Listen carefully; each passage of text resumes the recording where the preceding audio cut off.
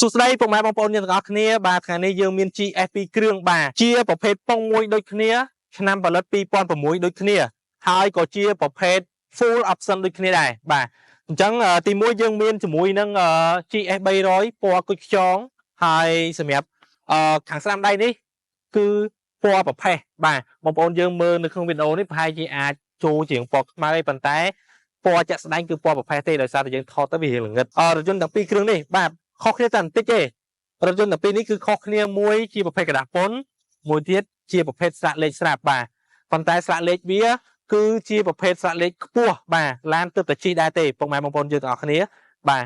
ហើយសម្រាប់រថយន្តទាំងពីរនេះបាទបងប្អូនយើងតែងតែលួចស្រឡាញ់លួចពងនៅក្នុងចិត្តបាទលួចប្រាថ្នាបាទថាចង់ជិះវាព្រោះដោយសារតែរថយន្តប្រភេទ GS នេះជាប្រភេទរថយន្តដែលជិះបាទស្រួលហាត់ណែនទាំងជើងក្រោមក៏ដូចជាយើងជិះនៅខាងក្នុងគឺcomfort ខ្លាំងមែនតើបាទរថយន្តទាំងពីរនេះបងប្អូនយើងដែលស្រឡាញ់ហើយគាត់ចង់ដឹងថា100គីឡូស៊ីប្រហាក់ប្រហែលប្រហែលលីត្របាទសម្រាប់ GS នេះស៊ីសាំងមិនច្រើនទេពុកម៉ែបងប្អូនយើងដោយសារតែវាប្រើជាប្រភេទពងមួយបាទអញ្ចឹង100គីឡូស៊ីអាចប្រហាក់ប្រហែលជាមួយនឹង8លីត្រជាងឬមួយក៏10លីត្រជាងទេបាទទៅតាមស្ថានភាពចាក់ស្ដែងដែលពុកម៉ែបងប្អូនយើងប្រើប្រាស់នៅក្នុងក្រុងឬមួយក៏ផ្លូវលាតបាទអញ្ចឹងសម្រាប់រថយន្តទាំងពីរនេះបងប្អូនយើងចង់ទិញដាច់ក៏បានបាទចង់វាយដូរក៏បាន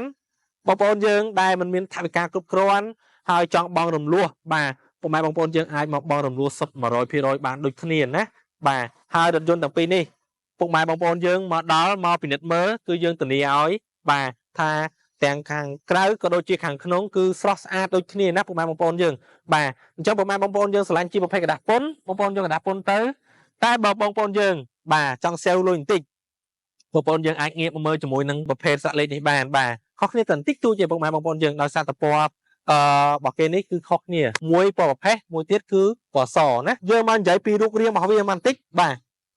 រូបរាងរបស់វាគឺ design មកគឺស្រស់ស្អាតខ្លាំងមែនទែនណាពុកម៉ែបងប្អូនយើងបាទហើយរថយន្តទាំងពីរនេះគឺយើងលេងយ៉ាន់បាទយ៉ាន់យើងលេងរួចរាល់ហើយចង្គៀងគុជក៏យើងលេងហើយដែរអញ្ចឹងពុកម៉ែបងប្អូនយើងយកទៅមិនច្បាច់រៀបចំឲ្យច្រើនទេបាទព្រោះដោយសារតែយើងលេងរួចរាល់ហើយបាទហើយពេលពុកម៉ែបងប្អូនមកមើលរថយន្តទាំងពីរនេះត្រូវយើងថែមសាំងមកពេញជូនពុកម៉ែបងប្អូនទៀតបែបពុកម៉ែបងប្អូនយើងដែលចង់បង់រំលោះបាននៅតាមបណ្ដាខេត្តអីបាទបងប្អូនអត់បានជួយមកដល់ទីតាំងផ្ទាល់ទេបងប្អូនអាចឆាតតាម Telegram ក៏បាន